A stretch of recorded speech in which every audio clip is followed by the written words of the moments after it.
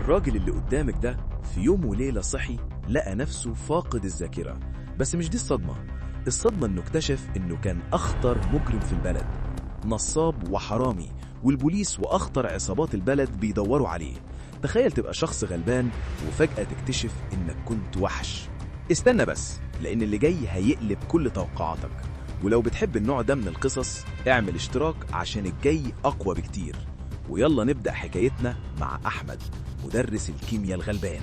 أحمد راح الشهر العقاري ومعاه عقد بيع فيلا، عايز يعرف اتباعت لمين بالظبط. وبعد خناقة طويلة مع الموظف قدر يعرف إن المشتري اسمه تيمور. هنا بقى رد فعله كان غريب جدا، خرج وهو متضايق وبيشتم في سره. بس اللي حصل بعد كده كان أسوأ بكتير. وهو ماشي في الشارع عربيتين زنقوا عليه فجأة، ومنهم نزل شوية رجالة وجري وراه عشان يمسكوه. فضل يجري ويهرب لحد ما قدر يفلت منهم بالعافية، لكن المصايب ما خلصتش. وهو بيعدي الطريق مرة تانية عربية خبطته بقوة، وخبطت كمان عربية تانية. والحادثة دي كانت بداية الكابوس الحقيقي. نروح لمكان تاني خالص ونشوف أحمد تاني. بس استنى، أحمد ده غير أحمد الأول، ده ابن أخته. أحمد ابن أخته كان راجع من السفر، وأول ما وصل قابل خطيبته ضحى. لكن فرحته ما كمتش، جات له مكالمة من المستشفى وقالوا له إن خاله أحمد هناك بعد حادثة خطيرة. في لحظة هو وضحى جريوا على المستشفى، لكن المفاجأة إن أحمد مش فاكر أي حاجة خالص، ولا فاكر ضحى ولا حتى نفسه. الدكتور قال لهم إنه فقد الذاكرة بسبب الحادثة، كل حاجة راحت، حياته القديمة اتمسحت كأنها مش موجودة. وقبل ما يستوعبوا الصدمة فجأة دخل عليهم شوية رجالة في المستشفى وبدأوا يضربوا فيهم. هنا حصلت المفاجأة الأكبر. أحمد الهادئ مدرس الكيمياء اللي عمره ما دخل خناقة اتحول في ثانية لواحد تاني خالص. مسك الرجالة وفضل يضرب فيهم بعنف كأنه محترف قتال محدش قادر عليه ولا حتى يقرب منه، لحد ما ظهر 3 معاهم سلاح وخدوا ضحى رهينة. في اللحظة دي أحمد اضطر يستسلم، وما كانش قدامه غير أنه يمشي معاهم وياخدوا كمان ابن أخته وضحى، ويبدأوا رحلة جديدة مليانة خطر. وصلوا لمكان غريب عند واحد اسمه رؤوف السماك، واحد من أخطر الحرامية في البلد. بدأ يحكي لهم حكايته. قال إنه كان متفق مع واحد اسمه الساموراي يسرق له لوحة مهمة جدا، واداله عربون 1,000,000 جنيه.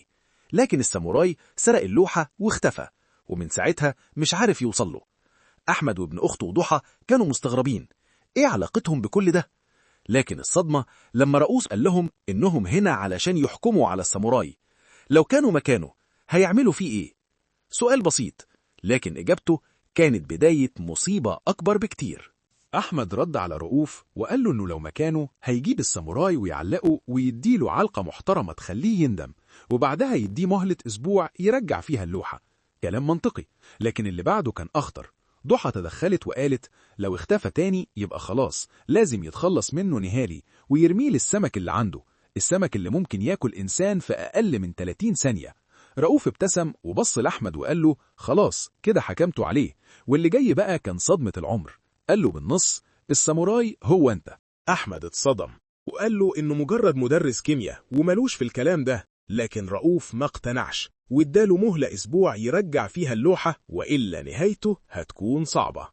خرجوا وهم تايهين، أحمد مش فاهم هو مين ولا عمل إيه، وابن أخته مصدوم مش قادر يستوعب إن خاله الطيب يطلع مجرم. وفضل يحاول معاه يفتكر أي حاجة لكن مفيش فايدة. أحمد ولا فاكر حاجة خالص، وفي وسط كل ده قرر يقف جنبه، بس بشرط إن بعد ما الأزمة تخلص كل واحد يروح لحاله وكأنهم ما يعرفوش بعض. ال3 اتجمعوا تاني ويحاولوا يلاقوا حل، ومع نقاش سخن بينهم أحمد خبط بإيده على المكتب، وفجأة درج سري اتفتح. لقوا فيه سلاح كتير وحاجات تدل إن الراجل ده مش سهل خالص. وسط الحاجات ضحى لقت مفتاح عربية ومعاه عنوان جراج. راحوا على طول هناك، وبعد تدوير وصلوا للعربية.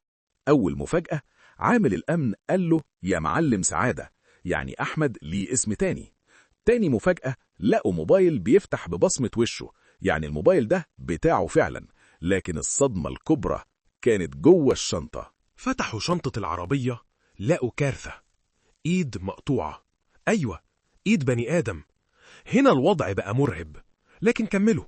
لقوا كمان لوكيشن في الشات، قرروا يروحوا له. وصلهم لشقة واحد اسمه شريف نجيب ضابط. بدأوا يفتشوا لحد ما لقوا خزنة، بس غريبة، بتفتح ببصمتين، واحدة لأحمد والتانية مش معروفة. وبعد تفكير اكتشفوا ان البصمة التانية للإيد المقطوعة. جربوا وفعلا الخزنة فتحت، وده أكد إنهم داخلين في مصيبة أكبر بكتير مما كانوا متخيلين. جوه الخزنة لقوا فلوس وفلاشة. الفلوس غالبا هي عربون رؤوف، لكن الفلاشة كانت أهم. شغلوها لقوا فيديو فرح أحمد، وكان فيه شخصين مهمين، واحد اسمه ناجي وده صاحبه، والتاني تيمور اللي طلع دراعه اليمين. هنا بدأوا يفهموا الصورة. من الشات اللي كان على الموبايل عرفوا إن أحمد كان ناوي يبيع اللوحة الرؤوف، لكن تيمور قرر يخونه وبلغ رجالة تخلص عليه. وفي نفس الوقت أحمد وابن أخته راحوا يخطبوا ضحى وسط كل الفوضى دي، وكأنهم بيحاولوا يعيشوا لحظة طبيعية. ضحى اقترحت حل غريب شوية. قالوا يودوا أحمد لدكتور تنويم مغناطيسي، يمكن يفتكر أي حاجة. وفعلا خدوه، وبعد محاولات كتير قدروا يطلعوا منه معلومة مهمة. اسم كباريه كان بيروحوا دايما. الكباريه ده تبع رقاصة اسمها زوزو. راحوا هناك فورا، وهناك بدأوا يقربوا أكتر من الحقيقة. شافوا تيمور وشافوا زوزو، وكلهم عارفين أحمد باسم المعلم سعادة. أحمد حاول يقرب من زوزو، يمكن تقول حاجة، لكنها كانت سكرانة ومش واعية.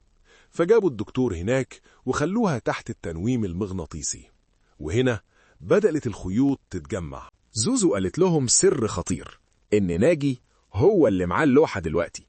وهنا تيمور كمل باقي الحكاية، قال إن أحمد وناجي كانوا مخبيين اللوحة في خزنة بالبصمة، واتفقوا يستنوا شوية قبل ما يبيعوها. لكن الطمع لعب دور. أحمد قرر يبيع لرؤوف، وناجي لقى عرض أعلى، وكل واحد مشي في طريق. ناجي كمان دفع لتيمور علشان يراقب أحمد، ولما أحمد حاول ياخد اللوحة ناجي سبقه، وهنا حصلت المواجهة. أحمد قطع له إيده، أيوة الإيد اللي لقوها في العربية. كل حاجة بدأت تتوضح، لكن لسه اللعبة ما خلصتش. عرفوا إن ناجي هو المفتاح، وإنه نقطة الوصول للوحة، وبما إن نقطة ضعفه هي الستات استغلوا ضحى وكلمته واتفقوا يقابلوه في الفيلا. دخلت له، وأحمد وابن أخته كانوا مستخبيين في شنطة العربية. ظهروا فجأة وهددوه وقالوا له لو ما تكلمش إيده التانية هتروح. ناجي خاف وقال لهم الحقيقة، إن اللوحة اتباعت لواحد ناوي يعرضها في مزاد كبير بكرة العصر في قصر. وهنا بدأت الخطة، خطة جريئة جدا ومليانة مخاطرة. الخطة كانت عبقرية. أحمد وابن أخته هيدخلوا القصر وسط العمال، وناجي هيساعدهم. أحمد يتنكر كمشتري، ولما المزاد يوصل لأعلى سعر النور هيتقطع، وهنا أحمد ياخد اللوحة ويختفي. لكن المفاجأة إنهم كانوا مخططين يخدعوا الكل. هيكون معاهم لوحتين، الأصلية والمزيفة، ولما النور يقطع الأصلية تروح لأحمد والمزيفة تظهر قدام الناس، وفي نفس الوقت القاعة تتملي بناس لابسين نفس الماسك علشان يشتتوا أي تفتيش. الخطة نجحت. أحمد خد اللوحة الأصلية وخرج من القصر، وراحوا باعوها لواحد من الحضور وقبضوا فلوسهم وخلصوا من اللعبة الكبيرة دي. في النهاية أحمد اتجوز ضحى وكل حاجة شكلها هديت، لكن فجأة دخل عليهم رجالة مسلحين بيدوروا على خاله، وأحمد لسه مش فاكر أي حاجة ولا فاهم مين دول، لكن متأكد من حاجة واحدة، إن المصايب لسه ما خلصتش. والسؤال هنا بقى، هل أحمد فعلا فاقد الذاكرة ولا بيمثل علشان يهرب؟ اكتب رأيك، وما تنساش اللايك والشير والاشتراك علشان تشوف ملخصات أقوى جاية.